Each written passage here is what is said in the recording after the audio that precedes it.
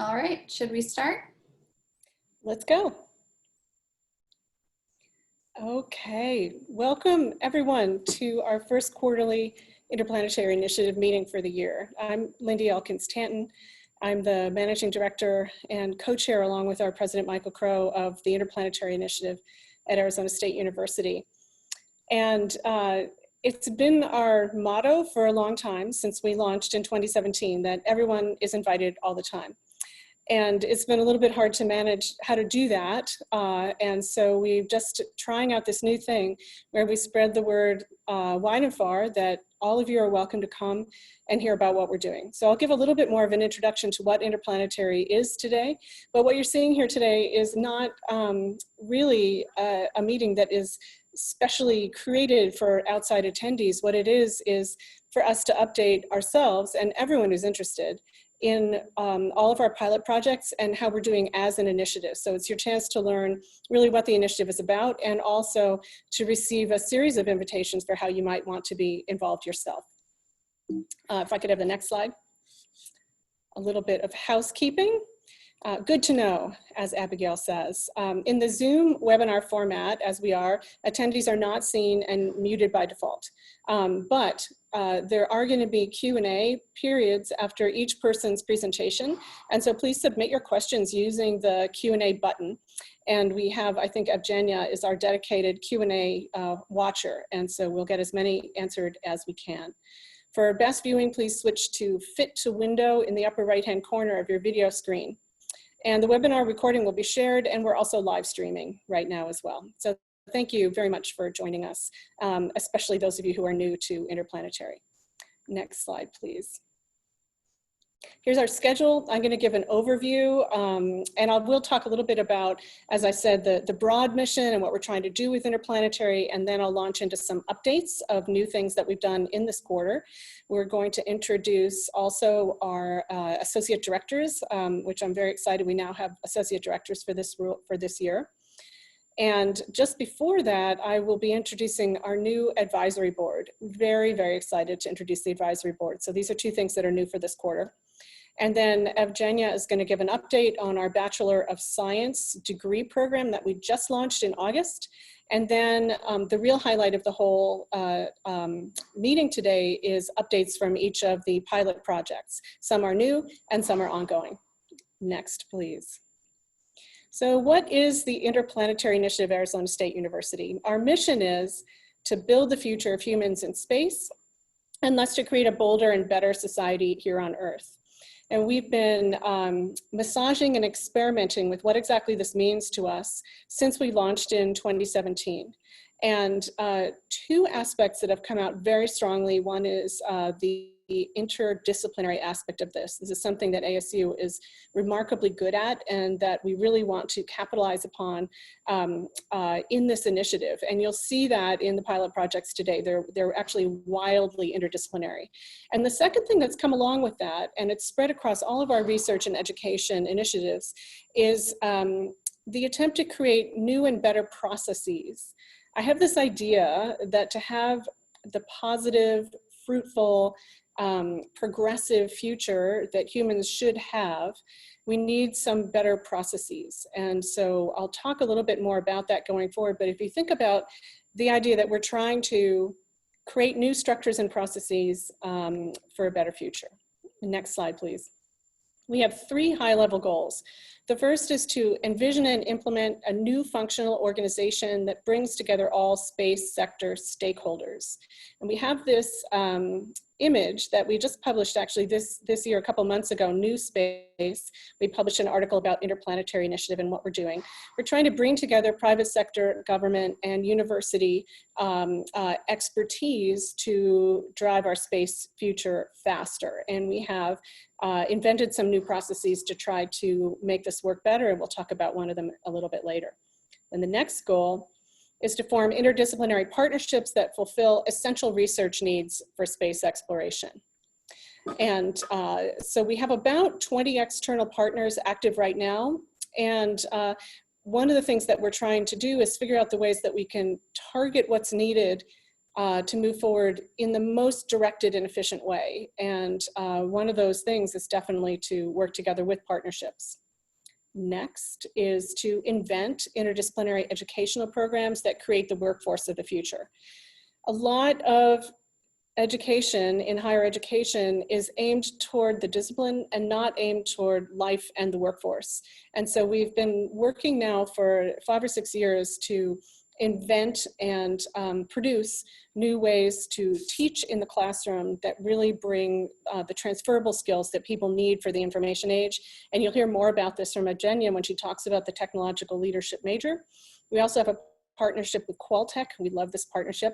And we've created an online set of courses that will culminate in a certificate on satellite command and control. And there's more coming as well. All right, next slide. Now here's one of the things that we've been experimenting with over several years, and we think we've come to a pretty successful point, although I'm sure this will continue to evolve, and that is a way to launch pilot projects that are more successful, more interdisciplinary, more far-reaching.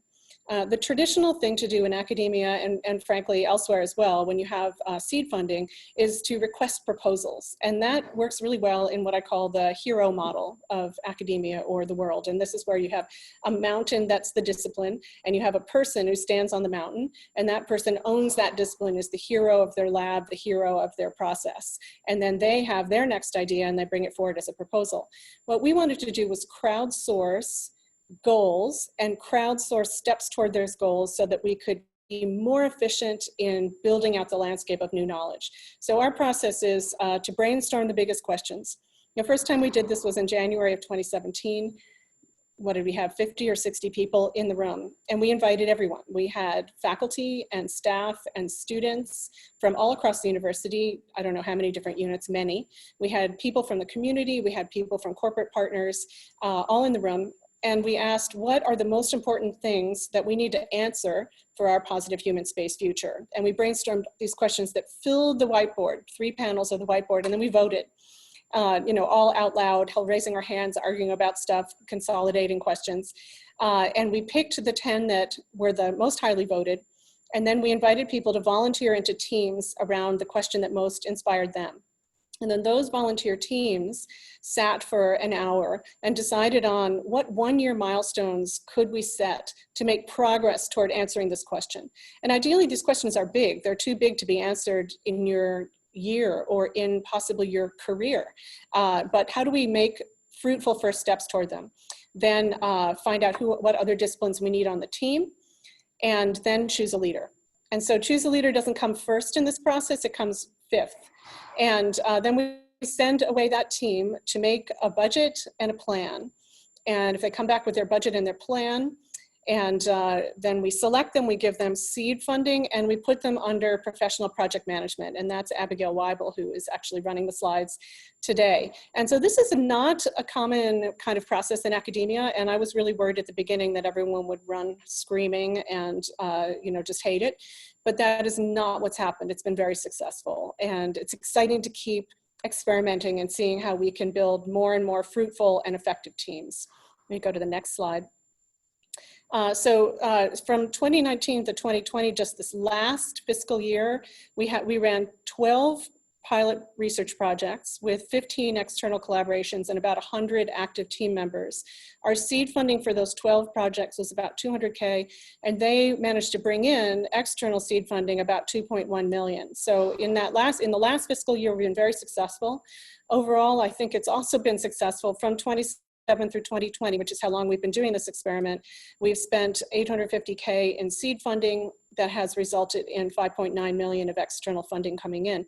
Now, of course, bringing in external money is not the only measure of success, obviously. To me, almost the most important measure of success is that these teams have been very successful and happy, and very few of them have disbanded. And I think we are developing some really interesting new knowledge I'm excited to share today. Next slide. We have 4 new pilot projects that we've selected for the upcoming fiscal year. partly because of COVID. And in fact, we did our selection process all online this year. We did the whole big questions thing online, which was, I thought, a lot of fun. And you'll get to hear from the leaders of each of these 4 new pilot projects this year. There's a Commons in Space conference that we're collaborating with. E-learning in space. What is learning in the future going to be like when you've got giant time lags, different requirements, and we've got Mary Loader from EdPlus, our big online education side of ASU that's working on that. We have a project toward diversity, equity, and inclusion, which of course is extremely timely, but this was chosen back in the spring, largely before Black Lives Matter really began as a consciousness rising exercise. This is just something we all know that we have to work on all the time. And then Kevin Corley from W.P. Carey Business School is looking at, is doing a meta-examination of the Interplanetary Initiative. So these new things that we're inventing and the new structures we're trying to build, how does this compare and contrast to other efforts and what can we do better? So that's really lovely. I'm very excited that Kevin's excited to do that. Now, one of the things we found is necessary for these pilot projects is to have an internal Arizona State University leader, but we love to have then co-leaders from outside partners.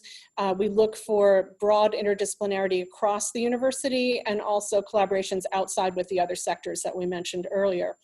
And I think so far we've had over 60 units and centers from the university participate. And we talked about just our current outside partners, but we've had dozens of outside partners in the project so far.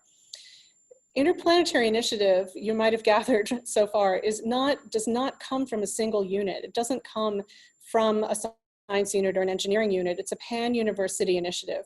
And our goal is never to compete with the individual disciplinary units at the university, but instead to find ways to raise all boats and to collaborate broadly across the university and outside the university in a really sort of omnivorous way to try to make as many connections as we can. All right, the next slide, please. I am so excited to introduce our very first advisory board. I have 4 slides of advisory board members, and some of our advisory board I'm very excited to see is in fact attending and listening today, even though we have not had our first meeting yet.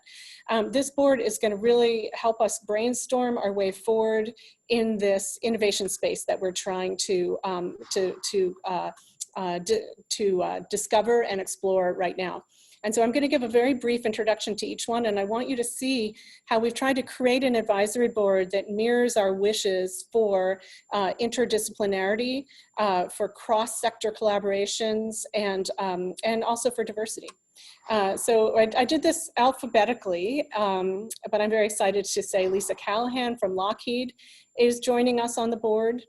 And next is Rehana Cantoni, who is a new media artist from Brazil. She is joining us on the board. And the next slide. Tanya Masson-Swan, Deputy Director of the International Institute for Air and Space Law at Leiden University. So now we have an external partners space builder with Lockheed. We have an artist. We have someone who's in policy and law. Rob Meyerson, who is an aerospace executive consultant. And then the next slide, please. Amy Salzhauer, who is a managing partner at a VC fund and has a lot of experience with starting up companies and getting them funded and successful. Jessie Kate Shingler is founding board member and chief policy analyst at the Open Lunar Foundation. Really, really interesting foundation. I'm excited to serve on their board in turn. And I think she's another of the top experts on space policy, actually international space policy. Next, please. John Thurmond, whom I've known since MIT a long time ago. Very excited to be continued to connect in this way. He's principal advisor for emerging technology at Hess. Tremendously talented engineer and wildly creative, forward-looking guy. And Scott Webster was a co-founder of Orbital Sciences and director of its successor, Orbital ATK, and he's now sits on the boards of a number of very major important aerospace companies, and so a wealth of aerospace and private sector knowledge there as well. I'm so excited to welcome you all. We do have a 9th board member who does not quite have the final signature, but we're very, very excited to welcome her, I think, very shortly, and we'll introduce at our next quarterly. Okay, the next slide, please. So now is a great time for me to answer a couple of questions. If you have them, I'll just take maybe one or two and then go on to introduce the associate directors, and we can move on with the rest of the meeting. I don't know if anybody does have questions. I think Evgenia's watching questions, is that right? Lance is keeping an eye on the questions, but I don't see any at the moment. Okay. Oh, I actually see one in the chat. From Chelsea. Hi, Chelsea. Chelsea is fantastic founding person from Open Lunar. And she asked, how does the advisory board help the overall work? Well, here's our plan, advisory board members, who you don't even know this yet, but this is our plan. I'm going to present a series of our biggest challenges, things that we're trying to really figure out how are they going to work for Interplanetary, anything across the education, research, outreach kind of spectrum of things that we're doing. And we're going to ask you to pick the places that give you the most personal joy and motivation to contribute, to help us try to find brainstorm solutions to these things. And so what I'm looking for on this board is to inspire each person on the board to pick the area that we're working on that is most exciting to them, that most rewarding and most personally connected, and help us brainstorm ways forward. It's going to be a light lift board. We just need you to have just a few really brilliant ideas per year. That's all. That would be great. That's the idea. Any other Q&A? I guess I see. There's one more. Matt asks, will this Zoom be available to watch afterwards? Yes, I believe that's right. Taryn or Abigail, can you speak up and give any details there? Yes, it will be available. Okay. Can you say where we would send people to find it? I think anyone who registered, we're going to send it to you. Is that right, Taryn? And is there another place it'll be found? Yes, that's correct. We'll upload it to YouTube, share it on our monthly newsletter, and then we'll send an email to all registrants as well. Perfect. And I think that everyone who's registered will also automatically be put on the list for our monthly newsletter and so forth. Unless you don't want to, just tell us no. This is just following this motto that everyone is invited all the time. Okay, let's go back and let me introduce associate directors. Before I actually talk about Lance, I just want to say it's been so interesting over these past 3 years to build up this idea of what Interplanetary could be. And we're now at a stage where many, many people are needed, not just on the project teams and teaching the courses and doing the talks and the webinars and things, but actually running the organization. And so one of my goals this last year, and this is the culmination, 3 associate directors from the faculty of ASU, an ongoing goal in the coming year is to bring in more people helping us to actually keep the day-to-day going. And so 3 wonderful ASU associate directors here. The first I'm going to introduce is Lance Garavi, who is an experimental artist and scholar and associate professor in the School of Music, Dance, and Theater. So Lance, take it away. You want to say an introductory statement? Yeah, thank you, Lindy. So as associate director, one of my main areas of focus is overseeing the Interplanetary Initiative's communications, marketing, and events. And I work with II's amazing staff, Taryn Struck, William Campbell, on developing communication items and assets and formulating strategies. So far this year, we've worked on several items, including revising the year in review, a newsletter, and several other communications. Currently, we're working on developing a website for the new Interplanetary Initiative Lab. Another area I'm working on, to shift gears for a moment, so this summer, the murders of George Floyd, Ahmaud Arbery, Breonna Taylor, and too many others have really inspired a social movement and forced a reckoning that's been too long overdue. Like many organizations, the Interplanetary Initiative is taking this opportunity for some honest self-reflection and as a prod to renew our commitments to justice, to equity, diversity, and to inclusion. These things can't be hollow slogans. They have to be materialized through our actions, through our policies, and our practices. So I'm in the process of consulting with some other ASU faculty and staff who have expertise in these matters to discover ways in which the Interplanetary Initiative can better live up to our values and our mission to help build inclusive space futures and a more positive, a more just society here on Earth.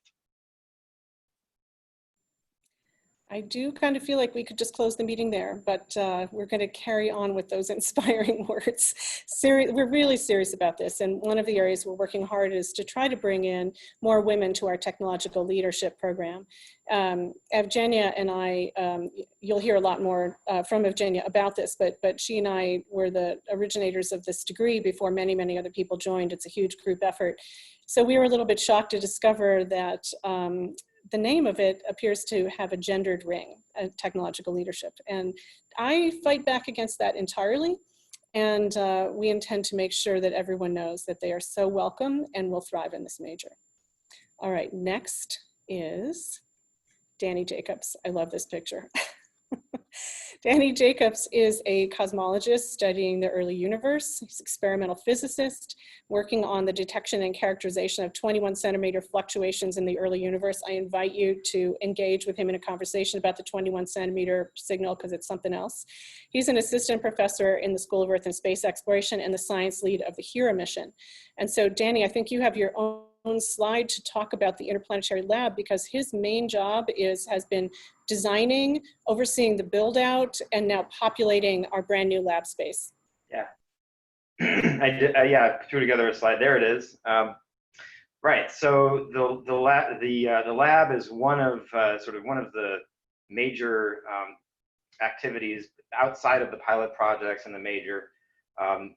With the goal of having an actual physical space where we can do things and where we can partner with industry and other universities, and also to provide a place on campus where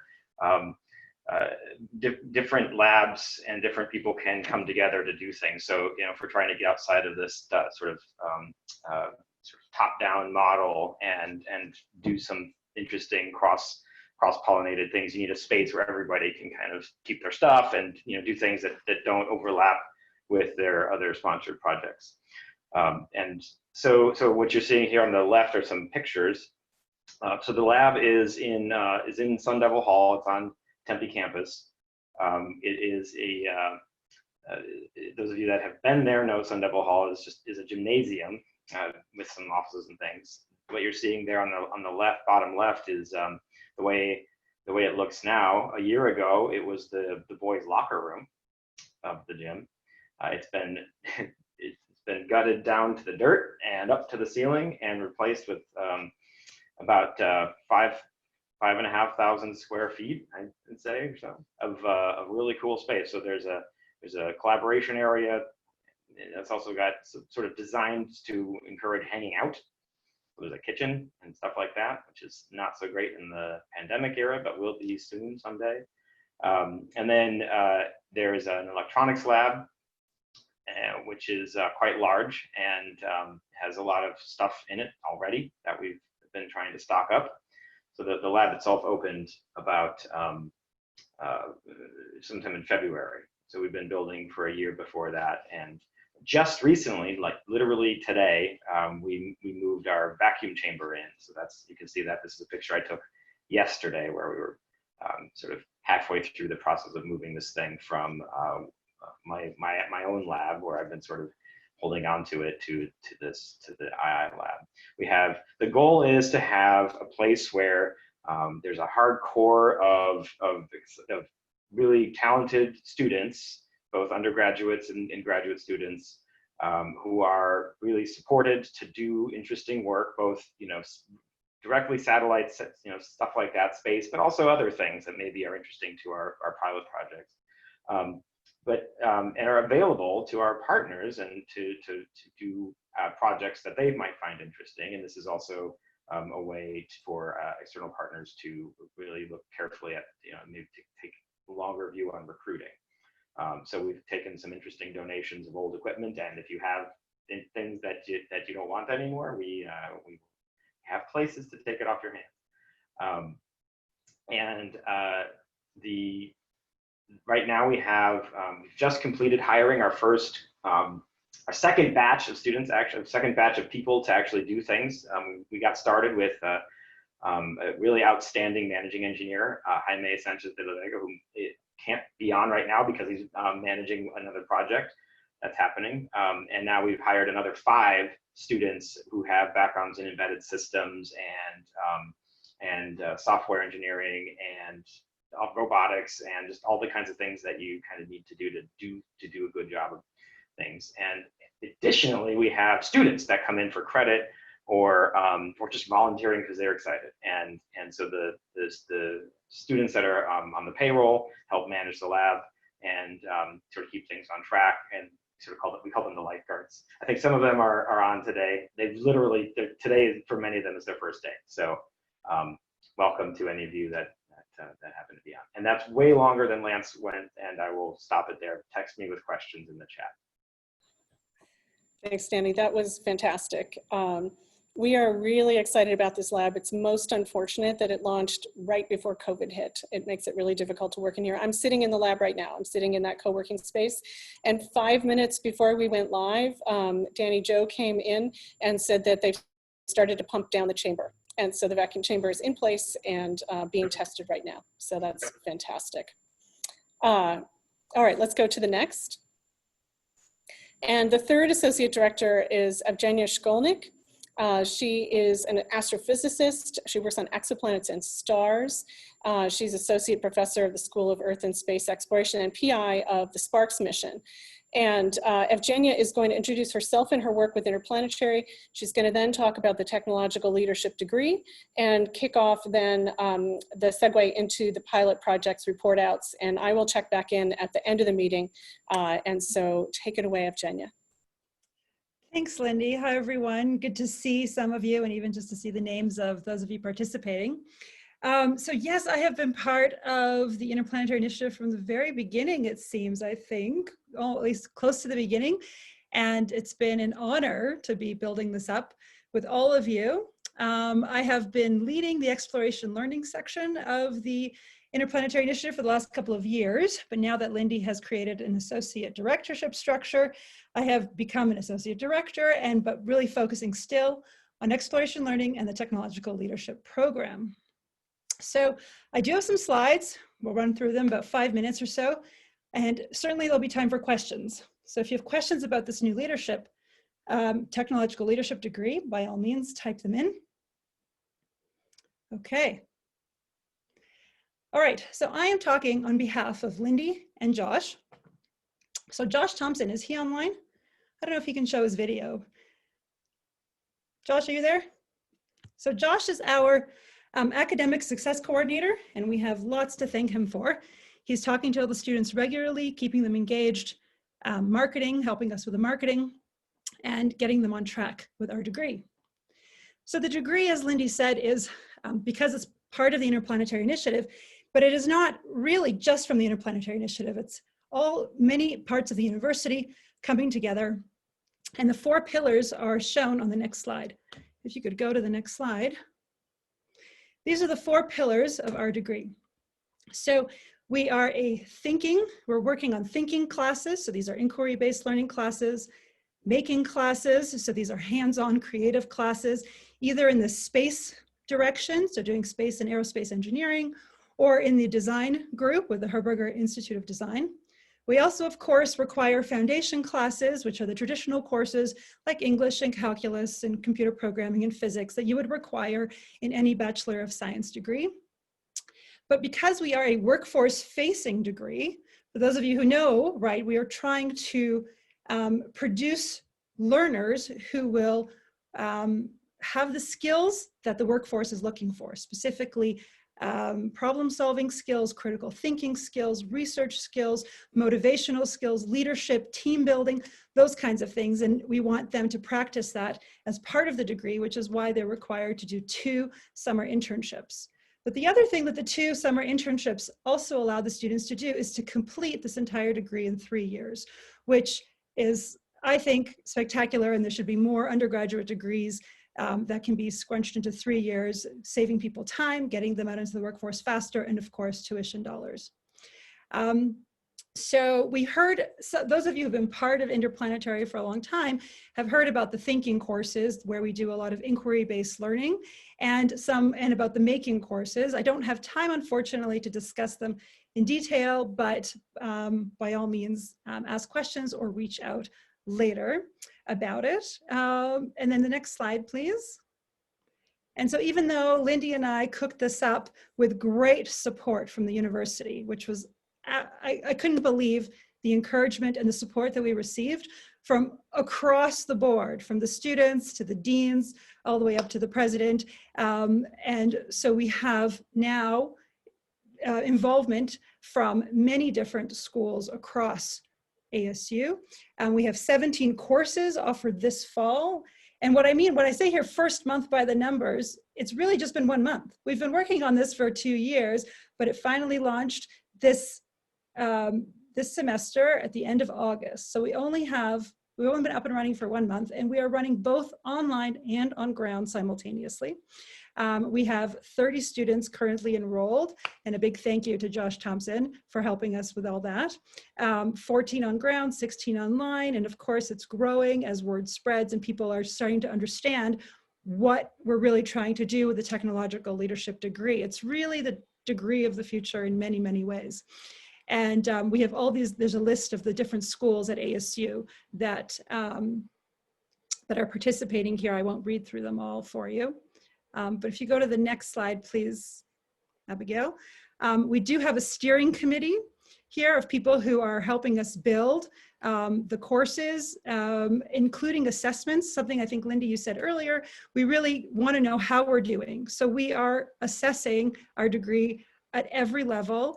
And we're essentially assessing assessments. How do we assess the students and how are those assessments working? And so we have great plans to fully understand all these things, and a wonderful list of instructors here that I really want to thank for really launching this amazing degree and making it happen and run so smoothly. It's really been a pleasure and an honor to build something totally, I would say, forward thinking. And I think it's the kind of thing that only really could be done at ASU. And I'm so pleased for that. Okay, the next slide, please.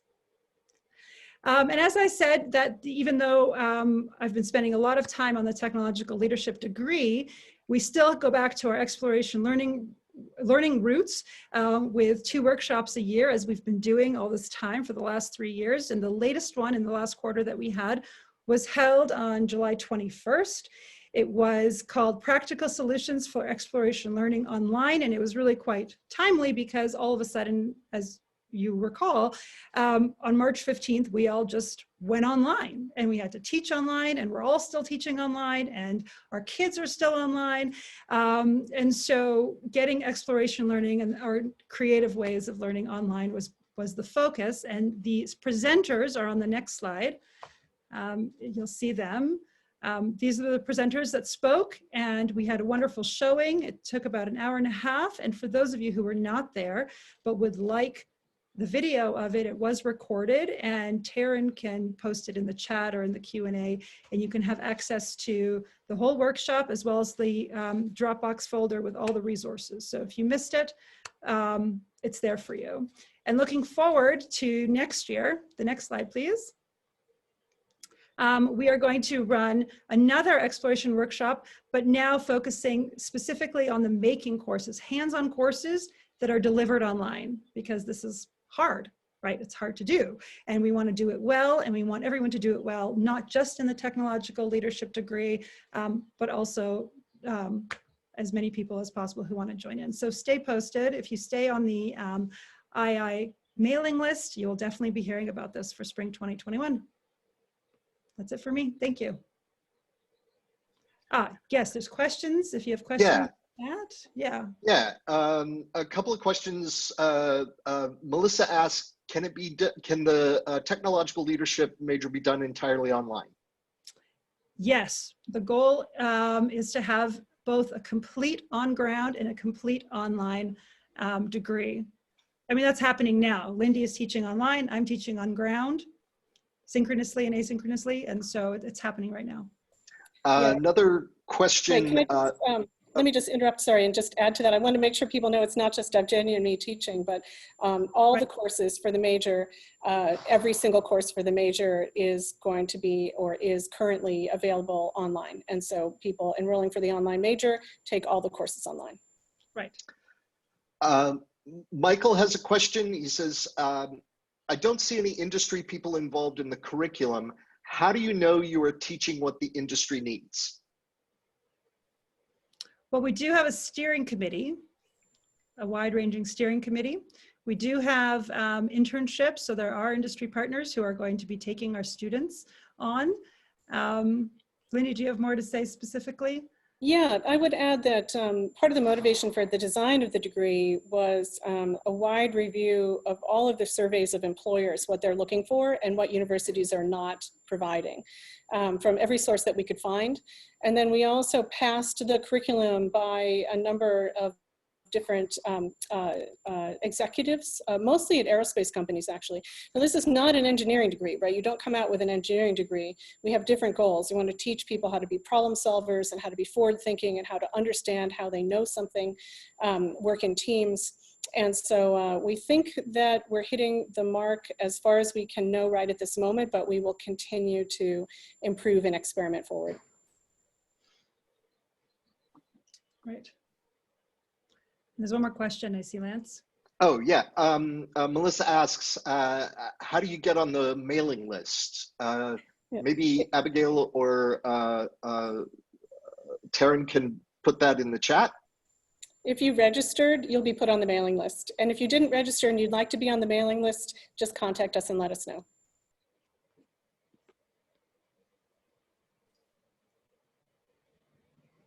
Okay. That's all the questions.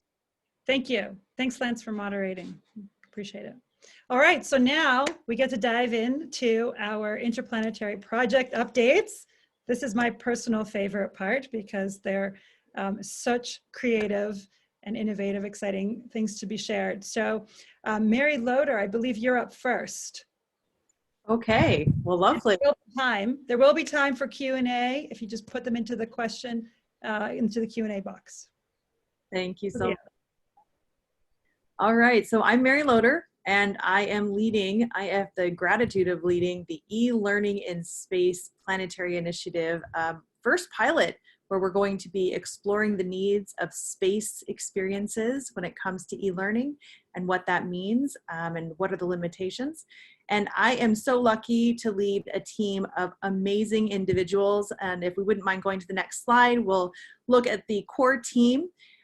All of these individuals come from many backgrounds. So I feel like our team is truly interdisciplinary in reference to all of the minds that have come together to explore this idea. I am from Ed+. I'm an instructional designer and support many programs across the university. So my portfolio is interdisciplinary in reference to who I support. We're joined by Judy Lyon, who is a retired faculty member. She is our curriculum consultant and specialist, and also a core contributor to connecting us to the right people. Judy's been a part of the Interplanetary Initiative since the beginning, and I feel so grateful to have her mentorship throughout this. We're also joined by Katie Coleman, who I'm sure all of you know. She is a retired astronaut from NASA. She's gone to space 3 times. She's our global explorer at ASU, and I've worked with her. She's a wonderful, lovely human being who also is amazing at connecting us to the right people and in sharing her experiences in her own time and space. And then we're joined by another pilot project leader and amazing contributor to VR, AR, mixed media at ASU and beyond, Robert Likamwa, who is also the lab director of the Meteor Studio. I invite you to check out what he does. And if you were here for the beginning of the meeting, you were seeing some of the things that his students have been putting together. And we're very grateful for his contributions on our team as well. And then we have 2 individuals that are planetary scientists and researchers, Joe O'Rourke, who's an assistant professor out of CC, and Kat Powell, who is a postdoctoral scholar. They've been contributing in really meaningful ways, not only helping us connect to the right people across the university, but sharing their expertise and helping us explore the limitations of space. So thank you so much to them. And then we've also got Bruce Bakey, who is not only the co-founder of SolarSpell, but he's interdisciplinary in reference to the portfolio that he supports across ASU. He is an engineer, he is a communicator, he works out of the School for the Future of Innovation in Society. And we're really grateful to have his support and also the connections that he's helped us make for what e-learning could look like in space in reference to the limitations of communication, the limitations of connectivity. The SolarSpell, if you have not become familiar, I highly recommend checking out their website.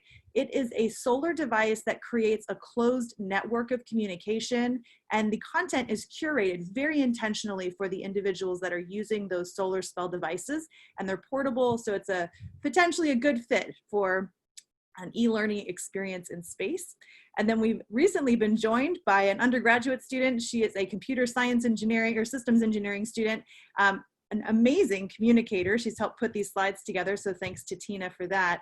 And she is the director of an early leadership program in space as well. So we feel that not only is she helping and supporting us in creating great communications, but she is an excellent component to our team in exploring the different types of limitations and needs of early space settlements. And then our next slide has all of our creative consultants. And we are so lucky. First of all, we have Lance Garavi, who is an assistant director for Interplanetary Initiative. He's an assistant director of the theater program, an associate professor out of the dance and theater and arts school.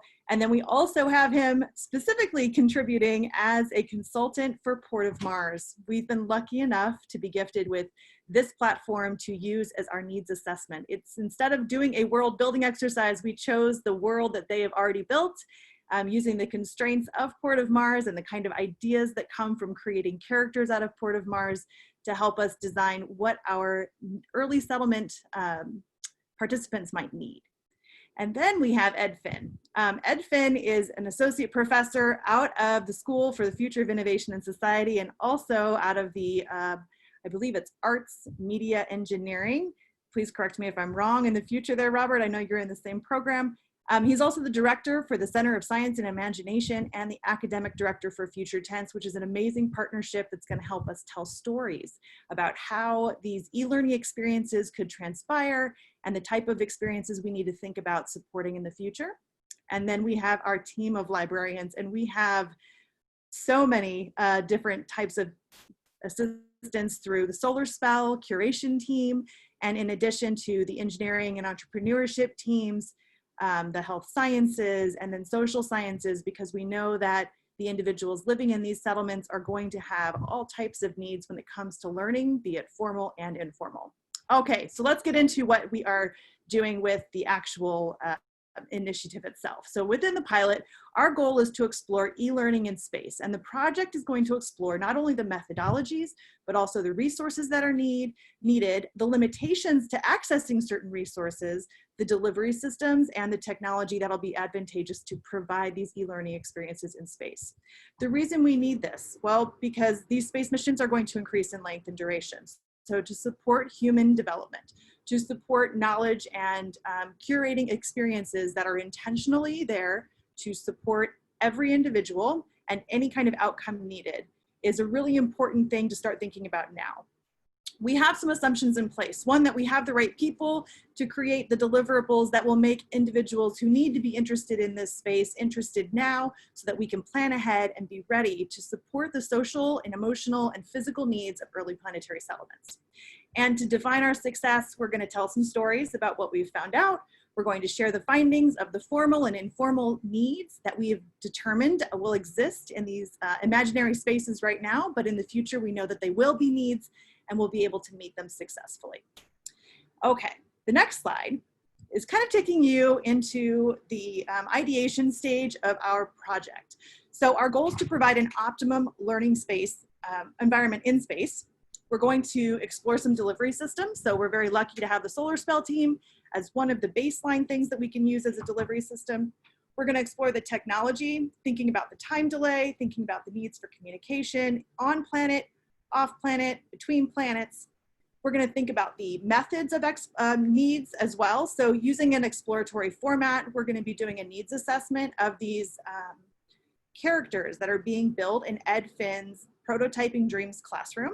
So right now, his class is exploring the different components of Port of Mars. They're going to be building characters that live in Port of Mars, fake, of course, because this is Lance's project moving forward, but hopefully we can inform some additional characters he can add and the needs of those specific characters. And then as far as resources go, thinking about the 3 different types of categories of individuals that live in Port of Mars, and I'm sure he'll get into that soon, but we're gonna be exploring what are those jobs? What do they need? What do they require as a baseline? And then in addition to that, what are the informal needs of human beings who are in a settlement that is excluded from other experiences, and how can they fill their time? All right, now on to the next one. So here's our timeline we went through the last summer, exploring the different ideas of how we could engage individuals across the university and outside of the university to compile the needs of an early space settlement. So landing on Port of Mars was pretty wonderful. Lance, thank you again for informing our team to the idea of Port of Mars and how we could actually expand and create characters within this space and then design that needs assessment. So once we complete that, we'll write some short stories in the future. We look forward to sharing those stories with you and the ideas that come about in this whole ideation space over the fall. And on the next slide, here are some of the questions that we're going to be asking. So why are the people there? What kind of businesses can be developed? What are the scientific interests that bring people to early planetary settlements, and what are the government's interests as well? That'll inform some kind of experiences that are more formal in nature. But then also, what are the content domains that would be most relevant for learners in space? And it's not going to be relegated only to those scientific interests or the governmental interests. This is going to be a human experience as well. So what would you want to learn when you are in your early planetary settlement and removed from all others? What types of methods would be most effective? So we do not imagine that e-learning will be the only method, but it is the method we're focusing on now. But e-learning could also be something that needs to take place across different settlements on the same planet. So we're also looking into that. And what types of resources and informational needs are required from those spaces, and the technical infrastructure, what's needed, what's there now, and what do we need to think about building in the future? And so we'd like to, on this next slide, invite you to begin to assist us in this learning needs assessment. So if you don't mind, there's a QR code. You're welcome to take a picture with your camera. And when you do that, it will open up a web browser with a Google form. We'd love to hear from you in reference to your interests, your questions, your suggestions, your comments, concerns, everything you know, share it with us. We know that we've got some major players on the line here today, and we wanted to take this opportunity to leverage your expertise and really get a good understanding of where we're at now, what are we concerned with being able to do in the future, and how you could help us partner to make that happen. And with that, I will turn it over to the next team. And again, thank you so much, and feel free to load up the QA or chat with questions, and you're welcome to email me directly as well. I can be reached at mloder, L-O-D-E-R, @asu.edu. Thank you so much. Thank you. We've got just one question. Indira asks, how can I be part of your amazing project? We are always looking for new partners. Please email me. Absolutely. And if you can't get to me, email any of the other components that are part of this amazing project. We would love to have you join our team and join our meetings and join the ideation. Mary, if you're comfortable, maybe you can type your email into the chat for all the attendees. Absolutely. And there are no more questions. So it looks like I'm up, I guess. 5 Senses in Space. Very happy to continue our involvement in the Interplanetary Initiative. We can go ahead to the next slide. Our mission has been about increasing support for space exploration by bringing the sensations of space down to Earth, striving to make space exploration accessible by simulating and stimulating senses through physical, virtual, and augmented immersion. This is done with a lovely team on the next slide of just a bunch of different really great folks. I'm not going to read all their names for time constraints, but we've got people from AME, from Makerspace, from CC, from SALS, a School of Life Sciences, that is, the School for Future of Innovation and Society, Roy Wasanvaya from Herberger, Phil Weaver-Stace from Herberger, Judy Lyons on our team as well, and Catherine Yeagle. So I guess I did just read all their names, except for the PhD students, who are the most important ones, actually. Lauren has been leading our team. Ali has been leading our team and coordinating the meetings. They are fantastic. Lauren's a PhD student in AME. Ali's a PhD student in computer engineering, actually, not AME. But it's been just a fantastic team to work with, of students and of faculty and partners. So if we could go on to the next slide, one of these really exciting projects that has been the brainchild of Roy Wasanvaya early on was to create a traveling Mars habitat that simulates what is it like to be an ice miner on Mars in the future, which is kind of a compelling situation to set up different kinds of narratives and stories around that. And that was his MFA project, basically. And he created some really lovely stories.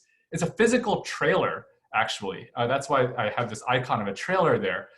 That you can actually walk inside of and see all the tools and workbenches that you would go into to experience what it's like to play as a, not just play, but work, I guess, as an ice miner on Mars. Unfortunately, Roy is taking on other challenges outside of the university now that he's done with his MFA. But so we were actively, as one of our milestones, looking for a replacement lead. And we were so happy to find Phil Weaver-Stace from Herberger, who's now taking this on himself to work with the team to build more stories and more engaging content as well, and look for event planning so we can make this a broader activity. He's hired 3 actors through Herberger, and they're planning development on these video journals. So especially because we're in this remote time, physical access to the trailer is going to be very limited. But they're recording these video journals from the HAB, with the first video coming at the end of this month of what is it like to be working inside of that HAB as an ice miner. And that can go broad, of course. The other milestone that we really accomplished here, and big kudos to Lauren for this one, is picking up the phone and calling parking and transit services here at ASU, and finally finding parking space for this physical trailer unit.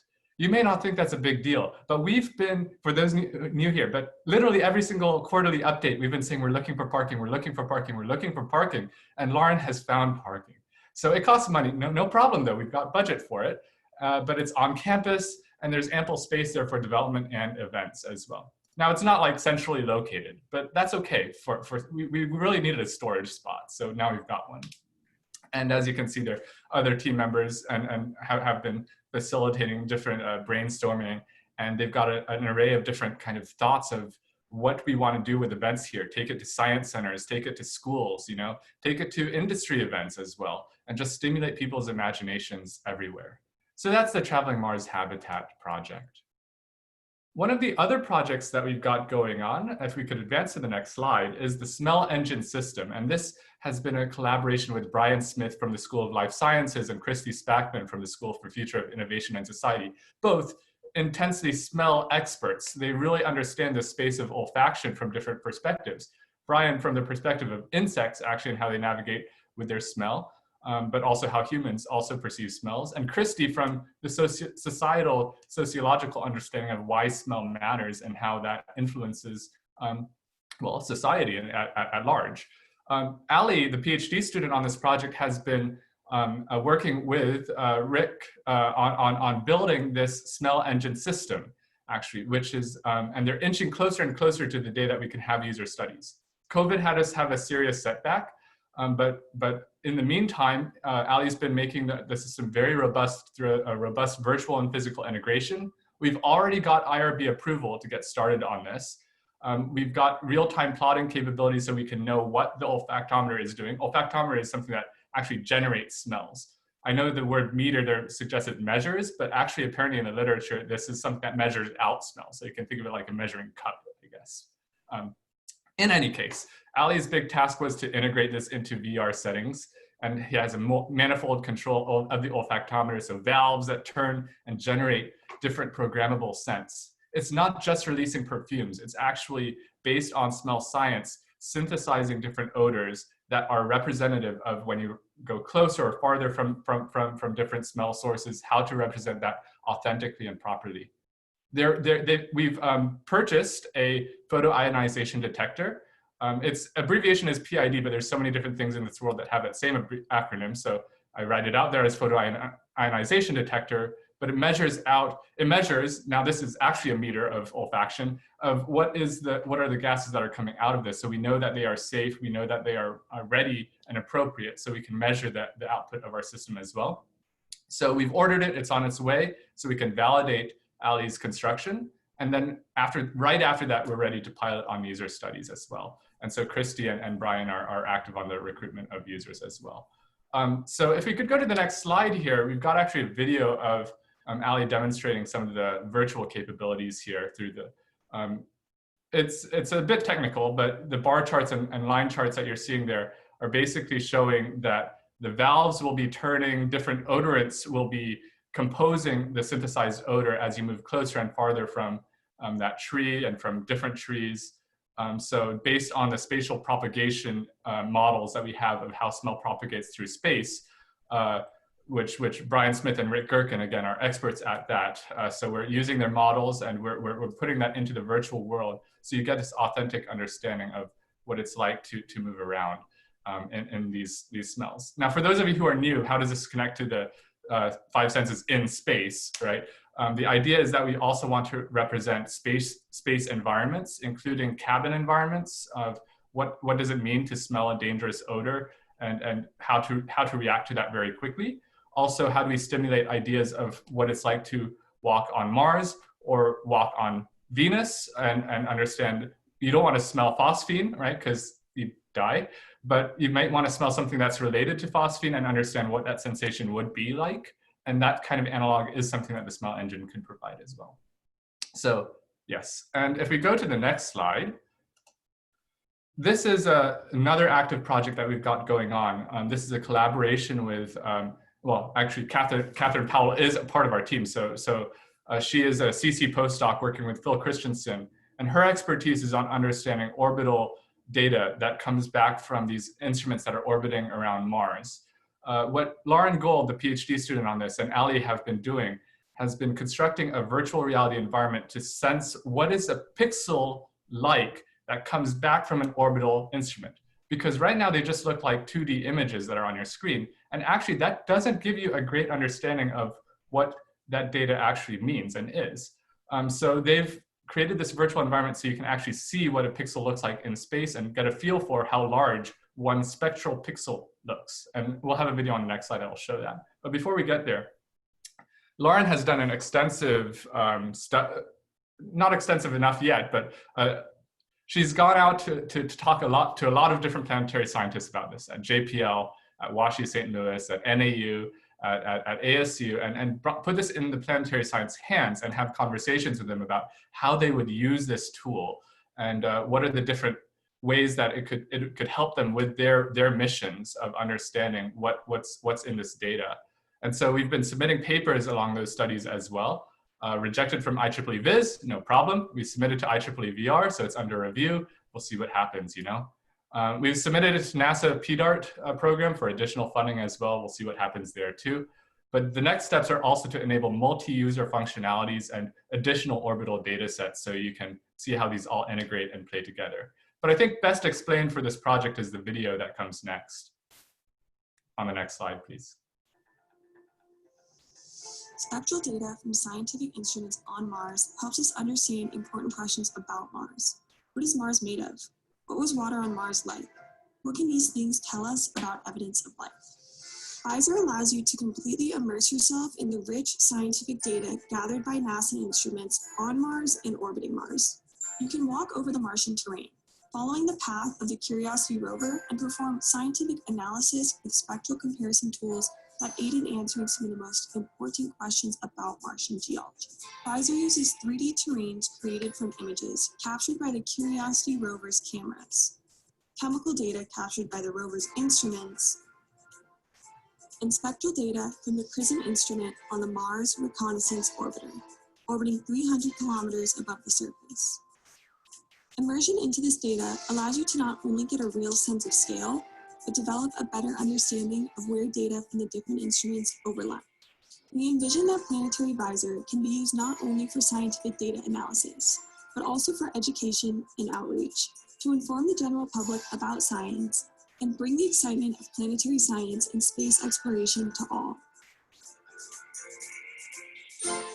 So I think a question that comes up a lot is, why do we need orbital instruments? Why do we need to send yet another satellite out there to orbit this or that? And this helps to kind of get at, look, the science is actually not complete. These pixels are huge, and we need more coverage, we need more understanding, so that we can approach those very important questions of understanding geologic properties of these different bodies. And I'm not even using the right words, right? I'm not a planetary scientist by training. But it's a lot of fun to engage with the planetary scientists and say, well, how can we engage the community to get them to understand the challenges that you face, and why do we need these kinds of additional projects that are very expensive, of course. So finally, if we go to the next slide, along with that mission, and you can go ahead and play this video as well, we are working with Phil Christensen's team that has this excellent platform called JMARS. It's a piece of software that lets you actually construct different orbital layers of orbital data together from Mars, Earth, the Moon, Venus, and really wherever we've sent spacecraft, which is many places. And you can actually see this data on your 2D display. What we wanted to do as a team was bring that into 3D.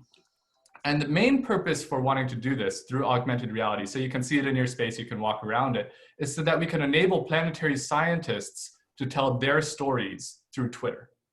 So what would happen is, if you go to the next slide, is that the planetary scientist finds something really interesting about their science, right? Some kind of, I don't know, science. They want to talk to the public about this science. How do they put their science in people's hands? Well, now we've got this project that if you scan that QR code, it will actually take your phone to an app when you point that app to this QR code, it will actually pull up that terrain so that you can see what they're talking about with all the different orbital layering that they're talking about to tell their story. So planetary scientists can talk to other planetary scientists. Planetary scientists can talk to the general public. Educators can talk to their learners. And learners themselves can actually construct these through JMARS because it's free and open source. Everybody can use these desktop tools, publish their own QR codes, and then now these terrains are accessible and visible, so we can actually get more people to understand why planetary science is so important. And really the challenges of working with orbital data to tell these stories and to appreciate the connection to the furthering of our human understanding of planets. So what we need your help with, not right this second, okay? We want this to be a timed release, but we want to accumulate a critical mass of planetary scientists, grad students, professors, anybody really who has a story to tell about their terrains. We want to build this critical mass up so we can make this go viral by having a timed release with some hashtag that maybe we'll say JMarsAR or something else.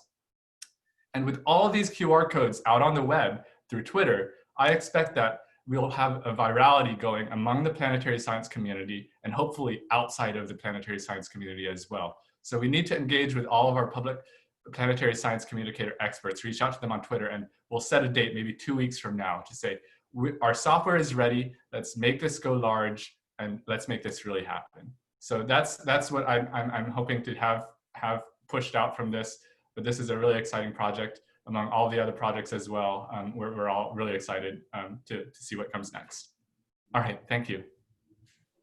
Happy to take questions as well. I'm seeing questions about expanding beyond the 5 senses into sensory substitution. In fact, what we are doing with Planetary Visor is exactly that, because you're not able to see the type of spectral data that the orbital instruments actually create, actually rather sense. But we are now able to sense this hyperspectral data, show this hyperspectral data through virtual reality of what does that actually look like in space. But I totally agree. I think sensory substitution would be really fun to play with, especially as we build up the smell engine and things like that. So, yeah. And Robert, just for time, I think we're going to have to move on. Okay, sure. Sorry about going long. No, you're totally fine. Can he, just a question for you, Abigail, can Robert directly type answers into the Q&A for him? Yeah. Okay.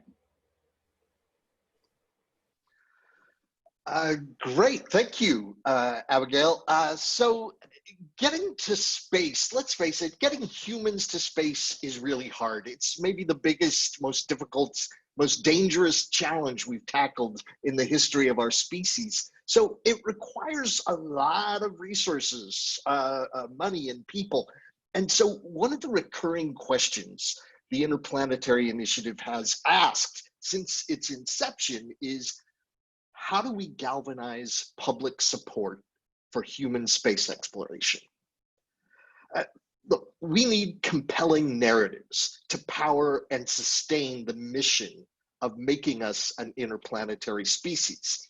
But how do we do that? How do we take the threads spun by all those people working to build positive space futures, the creativity, the innovation, the problem solving, and weave them into the social fabric to produce meaningful impact? Basically, how do we socialize new ideas?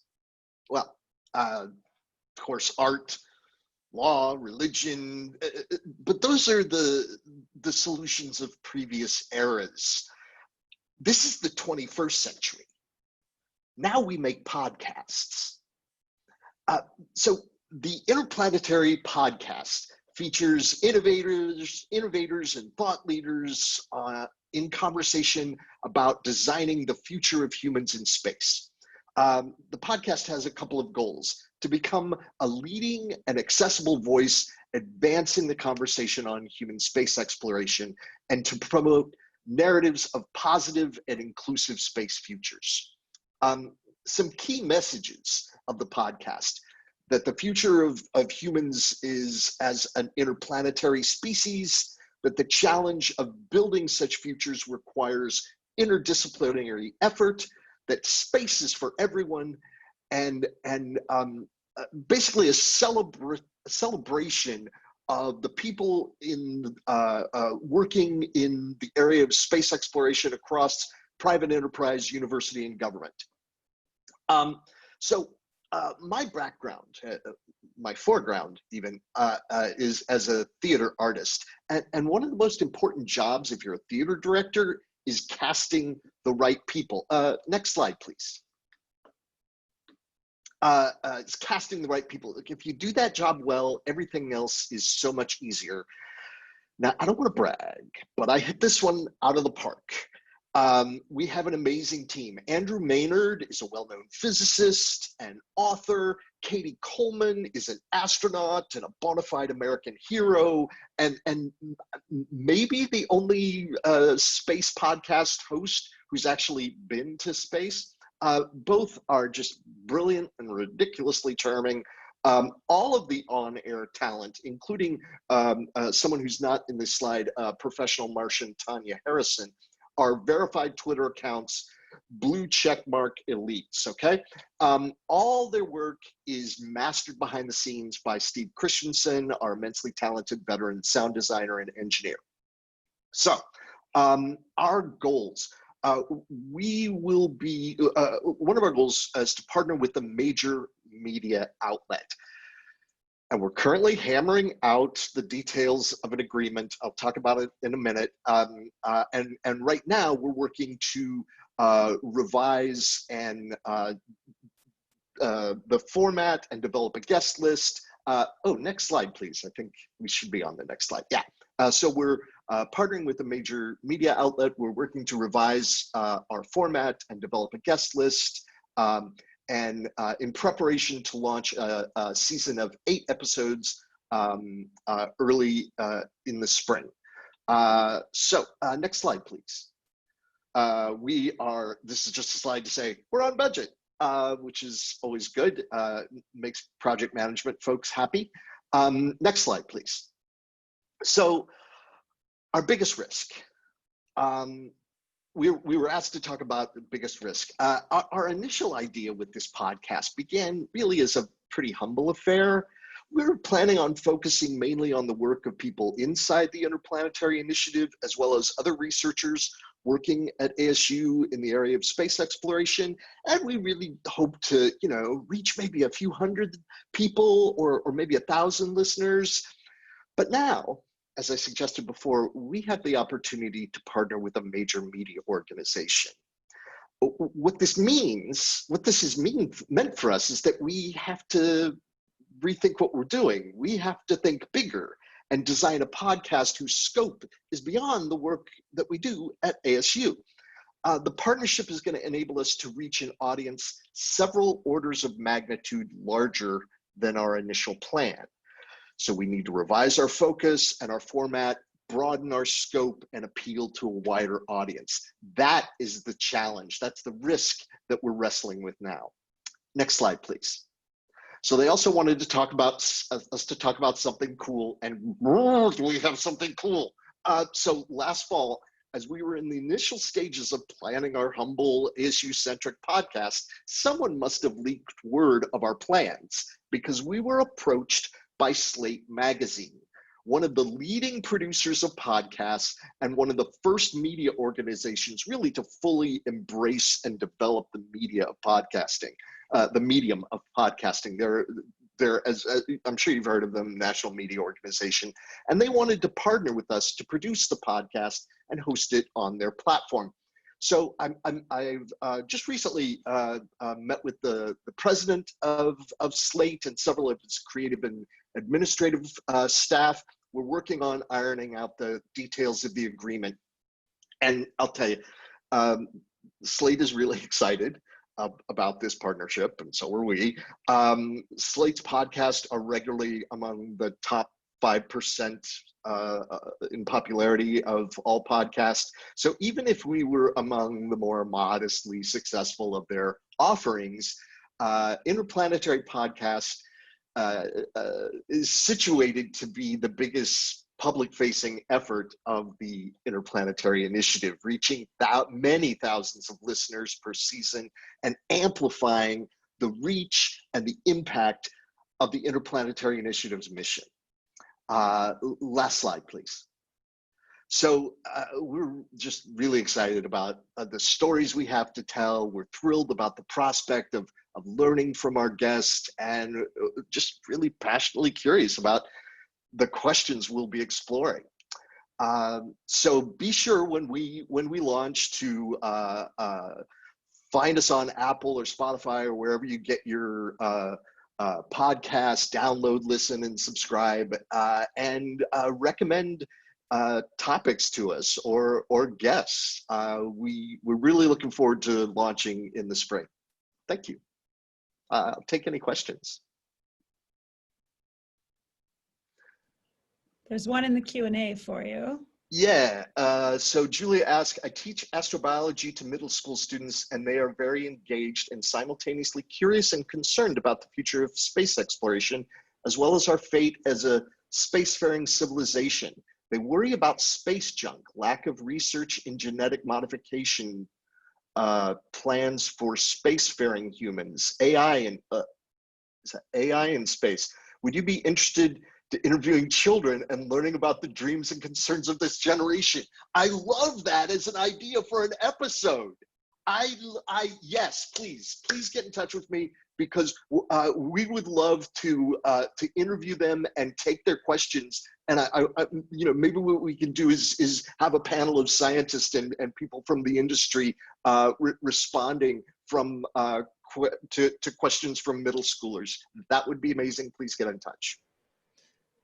Lance, I also love the idea of maybe the scientists asking the children questions and getting the children giving. Yes, please. Okay, now we're just going to plan a couple of episodes right here in the quarterly meeting. Thanks, Julia. It doesn't look like we have any more questions, so maybe I'll just move on and talk about the next project. I am also the project lead on Ported Mars. So look, some of the hardest problems in space exploration aren't even technological, they're social. Let's say that NASA and Elon Musk succeed in their plans to establish the first human community on Mars. They solve all the technical problems of getting us there and keeping us alive. But those folks, that first human community on Mars, they will be more isolated than any humans in the history of our species. How do we make sure they don't tear each other apart like Lord of the Flies? How do we know that things won't descend into a dystopian hellscape like 1984 or, let's face it, 2020? So we started with the question, how can we best sustain healthy human communities in space? So we designed a game to find solutions. So Port of Mars is a social science experiment disguised as a game. Players are members of the first human community on Mars. They're trying to get along and survive on this unpredictable and dangerous world. The game is simultaneously competitive and cooperative. Players have to navigate a balance between pursuing personal goals and contributing to the good of the community. The player with the most points at the end of the game wins, but if players don't work together, the community collapses and everybody dies. No one wins if everybody's dead. Keep that in mind. Researchers then track player behavior, then they analyze that data to discover what sorts of behaviors tend to produce success and what tends to produce failure. So each game is a simulation. It's a kind of rehearsal for creating healthy future space communities. Next slide. We've got, this is just an abbreviated list, but dozens and dozens of folks from all sorts of disciplines have worked on Port of Mars. This is just the core team as it exists today, but this project has been going on for a couple of years, and we've had all kinds of amazing people cycle in and out. I want to call your attention to Michael E. Chow, who was the lead game designer on the project. He is a game designer with Riot Games, the people who make the very popular video game League of Legends. Next slide, please. Our interdisciplinary team created Port of Mars as a card game originally, and we ran a small pilot study in the spring of 2019. The results of our study were published this summer in the International Journal of the Commons. Let's see. So after that pilot study, we were interested in finding ways to increase our sample size and improve data collection. So we've spent the past year creating a digital version of Port of Mars, and spent the past several months playtesting, troubleshooting, bug fixing, and refining the user interface. So now we're ready for a test run of what we call our Mars Madness tournament, which is kind of an NCAA type series of games in which players compete in a series of elimination brackets. Next slide, please. And as these are actually some of the characters of Port of Mars, but as you can see, they're telling us that that the project is on budget, and our explorer down there wonders, how are we even breathing? Next slide, please. They wanted to know about our biggest risk. Here it is. Our test run for the Mars Madness tournament is next week.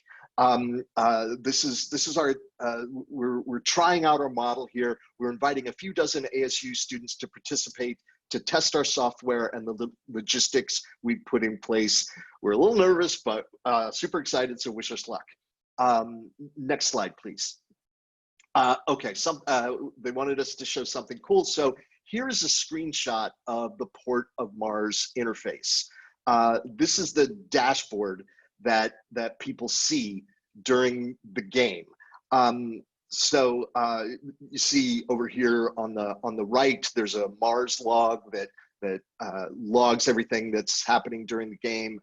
There's a chat window also on the bottom right. So once we're satisfied that the software and other systems are sufficiently robust and ready to go, we're going to hold a series of Mars Madness tournaments. Next slide, please.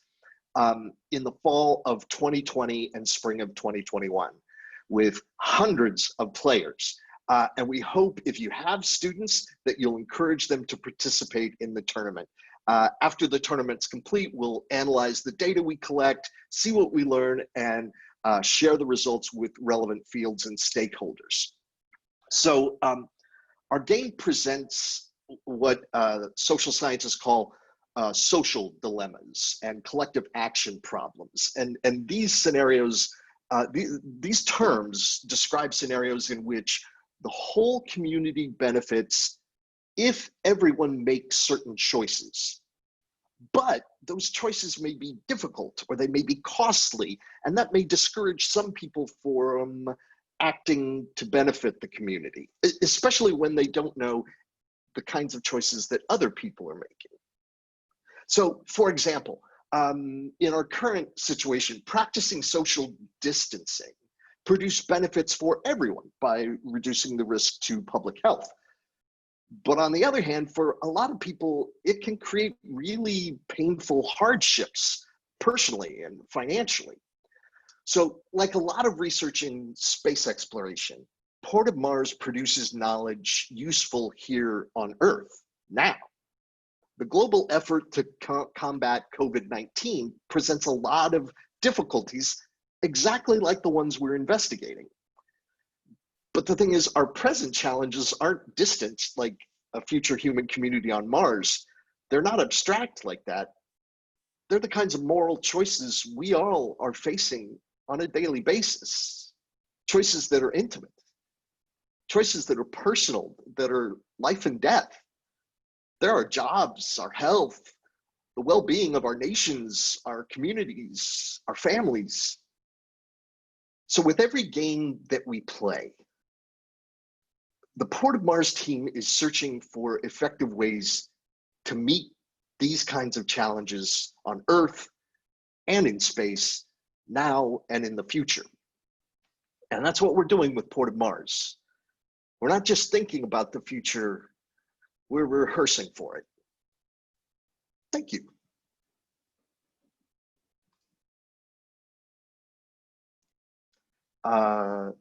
So I see a question from how can students sign up to be in the tournament? Great question. Only for these tournaments, when we run the experiments, only ASU undergraduate students can take part in the tournament. But once we're ready to run the actual tournaments, we will be sending word out through Interplanetary Initiative and other ASU outlets to try to get as many people as possible to sign up for the tournament. So just keep an eye on Interplanetary Initiative's communications. Follow us on Twitter, et cetera, et cetera, et cetera.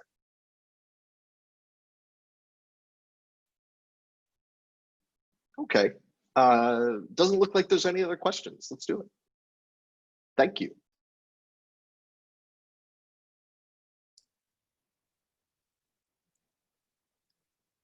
Okay, thank you. I think I'm next. So I'm Marco Jansen. I am a professor in the School of Sustainability. I'm also part of the Port of Mars project. My study is typically on the commons on planet Earth. Study especially water, etc. So this is a project which is not really a research project, but it's about a conference. So provide some context is that we were planning to host next year big conference about the commons at ASU. But because of COVID-19, we are making some adjustments, and we will have a series of virtual conferences and with different topics, and one of them will be about commons in space. So this was not a kind of a field I was familiar with until recently, that I got involved with the Port of Mars. And as Lance indicated, a lot of people are studying about how to manage shared resources. And this conference brings people together who are studying space policy, space governance, but also people who study commons on planet Earth. And there's a lot of potential interesting interactions possible. So the conference will be held in February. And as I mentioned, it's part of a series of conferences. And it will be a combination of pre-recorded and live events. And the website is available. I will put the link in the chat. Let's put, so you will be able to, oh, I can, I'll see whether I can, all the attendees. We have the website launched last week, and it gives you more information. I will briefly go provide some information, but a lot of details can be found on the website. So we have a steering committee where you see some familiar faces. It's a pretty interdisciplinary, which is also the nature of our community. We have people from law, from archaeology, from economics, and we also have people who study space, but also people who are not really space experts, but come to this field more from studying commons on planet Earth. So we have a very diverse set of people who are involved in putting the word out and helping to organize events. So with the steering committee, we developed a number of themes, which are, some themes are specifically to space, say exploration of mining on other kind of, say on the moon or other kind of planetary objects. Governing the Earth orbit commons, increasing the number of satellites, etc. But also looking at some analogies between governance of resources on planet Earth and in space. So what can we learn from each other's challenges? Being involved with the Port of Mars, I realized that a lot of the problems that may happen of governing the resources on Mars are very similar to when I study groundwater extraction in rural India. Other theme is about benefit sharing, the benefits of space research, space exploration. And then we have also a topic related to cultural commons and outer space. So we have a lot of diverse topics. In terms of milestones, was the development of the announcement. The announcement went out last week to having the website ready. We are now start to welcome abstracts. We got the first abstract in, but we expect that most of them will arrive around the deadline, which is early January. And then we have the conference in February. So, well, the contribution of the Interplanetary Initiative is to get the word out. My network is not very much into the space community, and Interplanetary Initiative help us to connect both worlds. So that will be, you may see in the coming weeks some more kind of advertisement related to this conference. The conference itself funded by the participation of the participants, and we we like to also, depending on sponsorship, we will be able to have waivers for people, especially from the Global South, to be a part of this. Biggest risk, which is also, I think, similar to some of what Lance indicated. We have no idea what the size of this will be, and I have been hosting a number of virtual conferences in recent years. I started doing this before the COVID situation, but moderating these virtual conferences is very labor intensive. So we are trying to get lining up a number of staff and interns. I'm recruiting some interns in the School of Sustainability, especially because we have a series of conferences. So there will be opportunities for especially the first part of 21 to be involved in a series of conferences. But if you are interested to be involved in this with moderation, etc., that will be useful for us to and we will train you to be part of this. In terms of cool things, I am very looking to new ways of getting people engaged.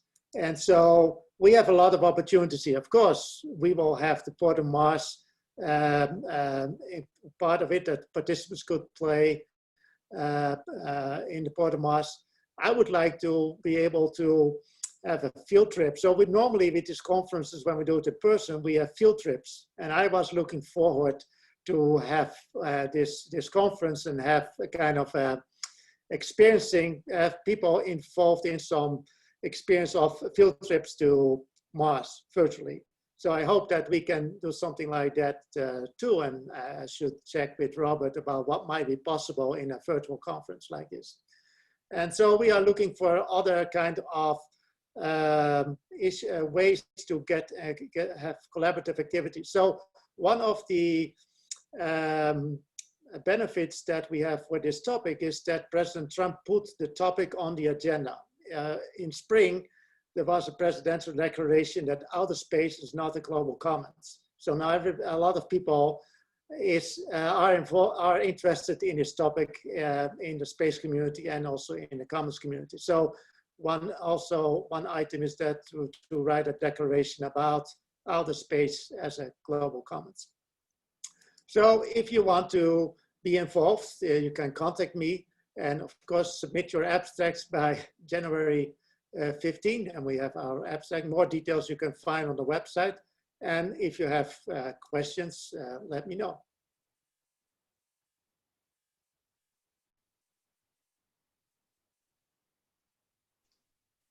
Okay, it looks like there's no questions in the Q&A window, so we can keep moving, Abigail.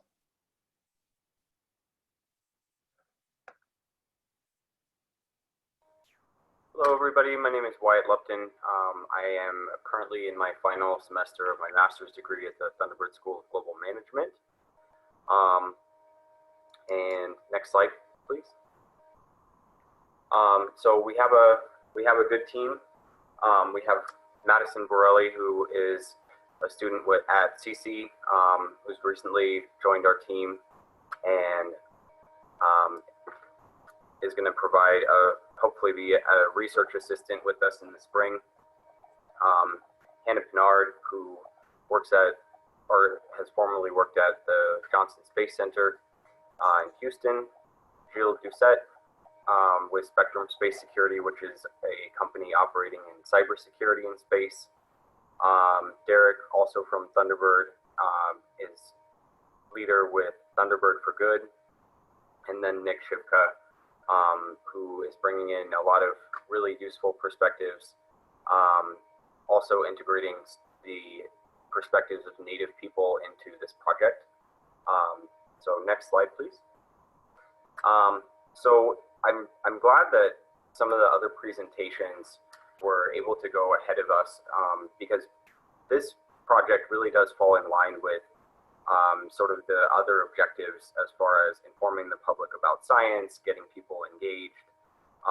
And our project, the goal is to ensure that people pursue education and careers in the space sector regardless of their background, and that people from diverse demographics and also diverse disciplines feel welcome and in this arena. So one of the objectives is not only to do an assessment of what are the barriers or perceived barriers to entry into this sector, but how companies, entities operating in this sector can break down those real or perceived barriers in order to develop a more diverse pipeline of candidates. Next slide, please. So far, we've had a lot of visioning and sort of assessing the scope of the project. Initially, in our investigation, we were looking at, what are the benefits of diversity and creating an inclusive workspace. And what we discovered is there's already a large body of research showing that having diversity of thought and diversity in demographics in the workplace does foster greater innovation. So there is already a body of research showing tangible benefit to entities, companies operating in this sector. Likewise for inclusion, workplace inclusion and people feeling welcome at work fosters a sense of cohesion and also increases employee retention. So one of the things that was expressed by some of the groups that we interviewed in our initial discussions was that diversity and inclusion ends up being more of a talking point. So one of the things that we wanted to do is look sort of upstream. How can we create parameters to foster equity, and how can entities operating in the Space Center foster equity, which is about removing the systemic barriers that result in disparate treatment of various groups of people. So right now we're in the process of having all of our team members certified for IRB so that we can perform research and everyone is able to, on the team is able to contribute to formulation of those research questions. And then later in the year, we're going to be performing a series of interviews with experts in this field in diversity and inclusion so that we can understand sort of what is the status quo. And then from there, we're going to be formulating some survey questions and hopefully getting a very broad sample size. And an important point here is that equality is a term that was used for many decades, and equality is definitely a substantive value about treating people equally in terms of under the law. But we're also aiming here for equity to kind of create that foundation for people to have more equal access to education and careers in the space industry. So next slide, please. So right now we are completely on budget. We actually have not needed to use any of our budget yet. And we are going to be hiring or bringing on a student researcher for the spring semester once we've done more of this background work. And like I stated previously, one of the major objectives is to establish an award for the industry to sort of bring attention to the companies or entities that are promoting these values. Next slide, please. So one of the largest issues that we've ran into, obviously aside from just the barriers with COVID that everyone is dealing with, is this is a student-led project, and then also working with marginalized populations and groups. There is a delicate balance of ensuring that we respect those individuals and and also obtain objective data, avoiding bias, and especially in working with some of these large companies that we have interviewed, has been a bit of a challenge. And so that's definitely something that we want to address. And next slide, please. We have developed contacts with a couple different industry partners, some groups at the Johnson Space Center and also Northrop Grumman. Definitely, if anyone on this webinar wants to assist us and get involved, please reach out. Next slide, please. And so if you do want to be involved, please contact Nick or myself, or through Interplanetary social media is also another way to reach out. And I guess it's now time for some questions.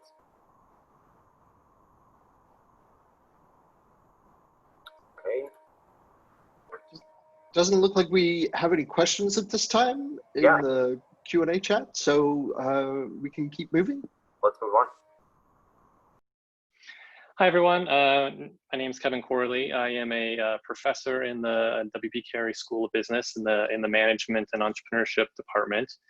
Want to share with you information about this meta-examination that we are undertaking of the Interplanetary Initiative. We're just getting started, so what you're hearing is really early days, and something that we'll be reporting on much more as the future quarters come by. Next slide, please. So in general, the question that we asked ourselves was, what is it about the Interplanetary Initiative that we think is going to be successful in terms of coordinating resources to support the exploration of space? And when we asked ourselves that question, there were a lot of different possible answers that we could come up with. And when we started thinking about that and started questioning, what was it about the II that might be so effective, it really prompted us to say, we need to look at this in a rigorous way. Let's dig into the Interplanetary Initiative, understand it better, understand what it's trying to achieve and how it's trying to achieve that. And then use that as a basis for looking at other organizations that are designed to focus on space exploration, and really look at and investigate the trade-offs inherent in those different approaches. Next slide, please.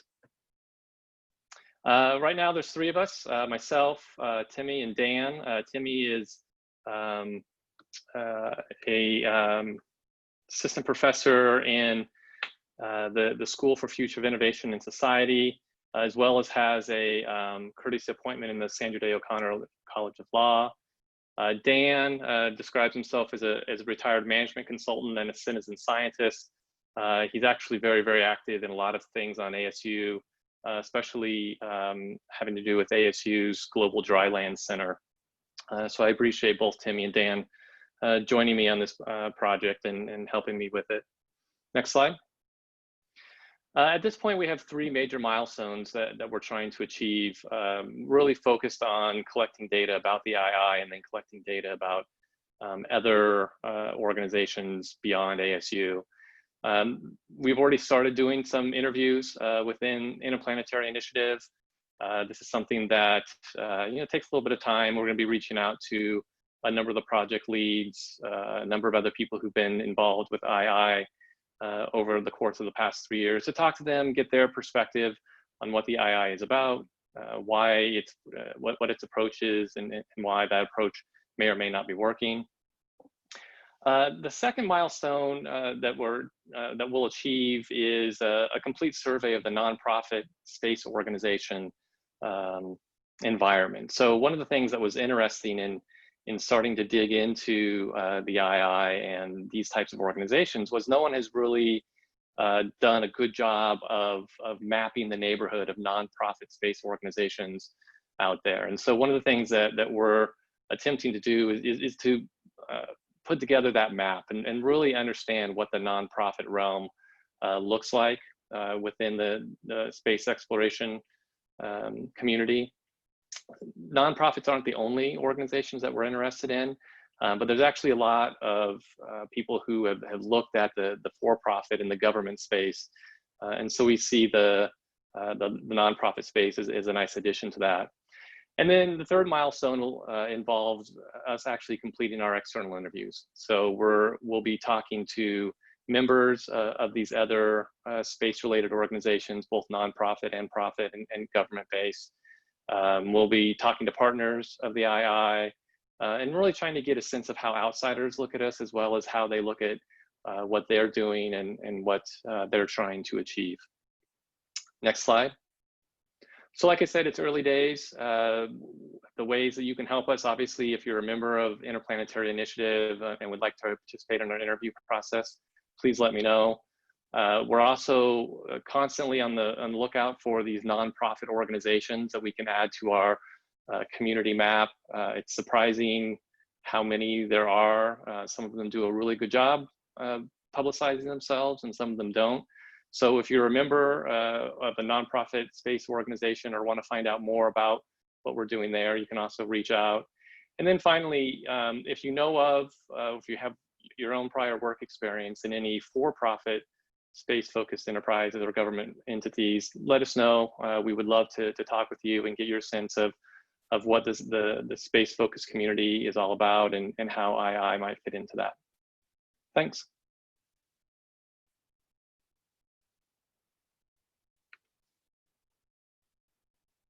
Abigail, we have no questions at the moment, so we can keep moving.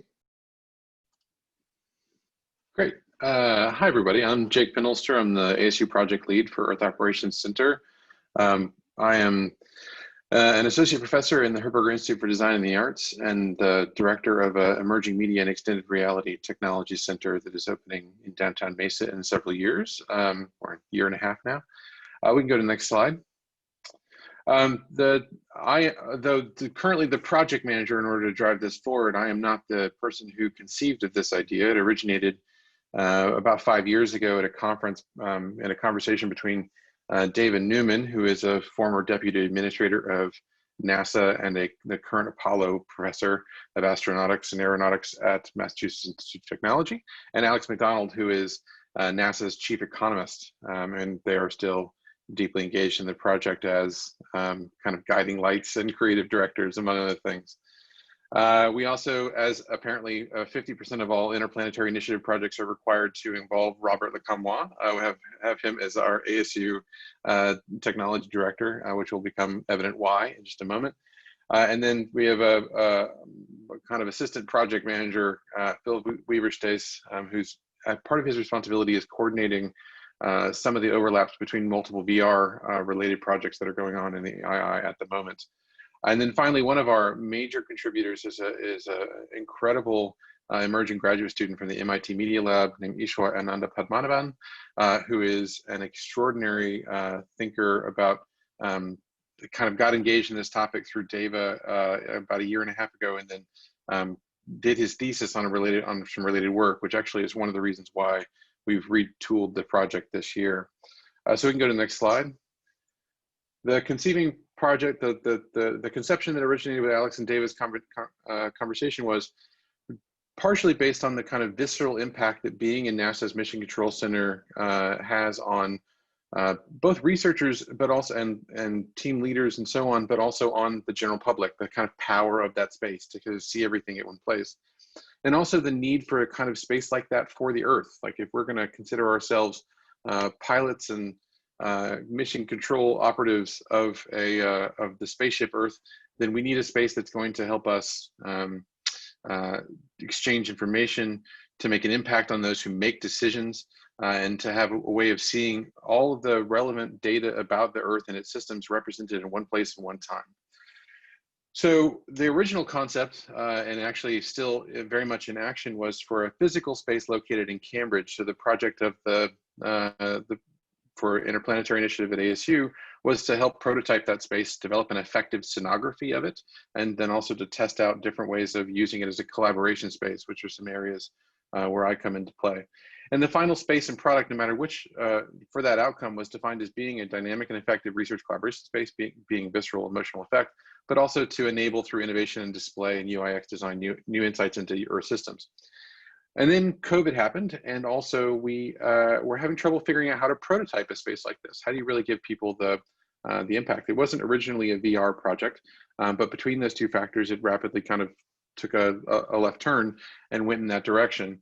So now we actually have dual outcomes, because what we did over the last last year was explore all the possible applications of VR to this project and all the different ways this project could exist in VR. We now have a kind of, we were forced to look at the fact that VR may offer some possibilities that a physical space would never give us, and then also a physical space has possibilities that VR can't give us, at least yet. So now the goal for the project is to create a VR version of this product, of this possibility, and then also to use VR as a prototyping method for an actual physical space that hopefully will still one day be built. So we can go to the next slide. It turns out this is not an original idea. I love this picture because it so closely matches the aesthetic of the Interplanetary Initiative slide template that we're using here, but also just it's the most charming thing I've ever seen. But this is actually came out of NASA Ames in the 1980s, and it's something that has been kind of a virtual mission control center seed for a while and sort of been hovering in the background. And we've just, over the last year, been discovering a lot about how this stuff is sort of an undercurrent with a lot of the people we talk to. So that's been informing our process. And we move on to the next slide. And then Ishwar happened, and Ishwar has made incredible progress here. So he originally came in to this project kind of with a notion of working on virtual collaboration spaces and control centers, and that started off in the virtual mission control thesis project as being focused on actual space missions. And then as he got more involved in Earth Operations Center and more connected through DEVA, it sort of tooled into the Earth Operations Center concept. So he has an incredible amount of foundation that he's created basically for us. And so we're trying to figure out, okay, how do we take this to the next step as opposed to reproducing all of his work?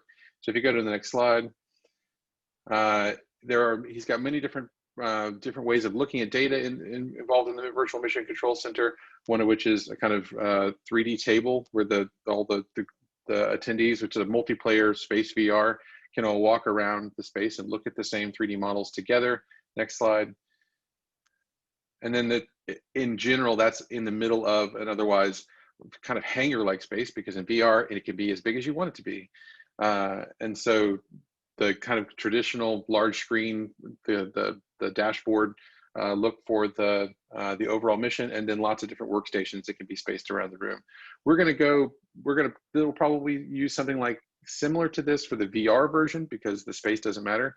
And then we're going to work on a more focused physical space as we move towards the prototype side of the output. One more, and then next slide.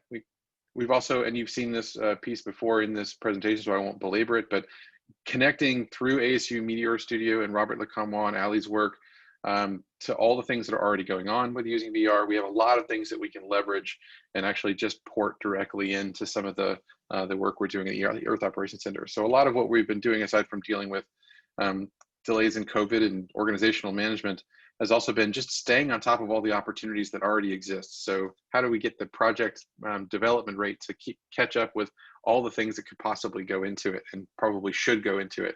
At some point, we're going to have to kind of cut that off and say, okay, there may be a billion new developments, but we need to focus on the tight set of outcomes.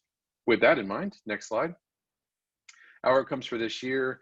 Over this next quarter, our goal is to produce a multi-user VR minimum viable product prototype. So something we can send out in small groups of Oculus Quest packages to small groups of socially distanced researchers in the field at other institutions and within ASU that they can put on the Quest and easily boot up into a multi-user VR space that could give us a sense at least of the physical space and the type of systems and orientations that a researcher would see in that virtual control center, and then build on the responses that we get back from those field respondents and build something that can be used for a larger multiplayer space added when we can go back to having actual live events then can be done for 20 people at a time at an industry conference or at an II gathering. We have a lot of challenges with team organization. There's lots of different people working on this, students at both ASU and at MIT, as well as trying to keep Alex in the loop and as a liaison to his colleagues at NASA. So we're still trying to navigate that, but it's like, it's an embarrassment of riches trying to figure out how we take advantage of all the possible collaborators we can take up. But we still do have some team opportunities available. We do need local earth science researcher advisors and respondents. And then also, I'm looking to add to our systems engineers and architects and environmental designers staff, because most particularly to build 3D models of, now that we have dual outputs, kind of iterating and working on both ones at once. And then next slide, just a quick summary. So milestone 1 for this year, MVP prototype by the end of this calendar year, then a revised VR prototype that will evolve over time. And then that will turn into a physical model, like a 3D printed prototype, and then VR models of both the ultimate VR version and the VR model of the physical version. And I think that's where I'll stop, just to save us some time. Thank you. Any questions about the Earth Operations Center? Doesn't look like we have any. So, Lindy? All right. Thank you so much to everybody who presented today. I'm really excited to see how the projects have come along, and I'm always surprised and learn new things because I can't keep up with all the things. And Earth Operations is one that I'm especially excited about. I think the NASA, MIT, ASU triangle is really powerful. And thanks so much to everybody who came and listened. Really, really happy to share with you what we're doing. And I particularly, before we end here, want to thank the Interplanetary team listed here. I am not going to name everybody's name, but I want to say in particular, Abigail Weibel is our project manager and also organized all the slides and all the speakers and got this entire thing together with the help of Darren Struck and William Campbell and Alex Minato, who are our marketing team. And but everybody on this slide had a big part to play today. And so thank you to the II team so much, and to everyone else. And is there a final slide, or are we done? That is it. Thank you for joining us, and please do subscribe to our news and opportunities. And we hope to see you again at a future quarterly meeting. So I think we're going to sign off now. I think we're out of questions. And our time is up. So thank you so much, everyone, and stay well and safe. Bye-bye. Thank you, Lindy and everyone.